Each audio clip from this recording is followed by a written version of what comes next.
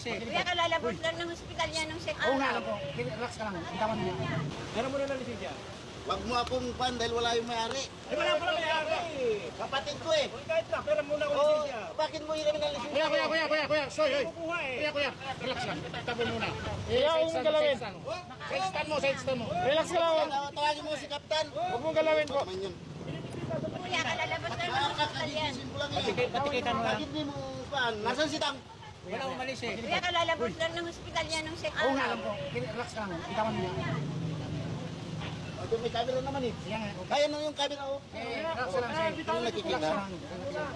Hindi naman yan, relax lang. Hindi, nagulat ako din. Siyempre, Oh, alam mo yun. Kaso nga lang, yung kapatid ko wala, di ko alam na ganyan eh. ganito. Hindi naman yan, tutalandan ka naman. Ikitan lang yan. Hindi naman muna namin wala na. Kami po nagtatrabaho. Ano lang, siyempre. Ikaw mo na.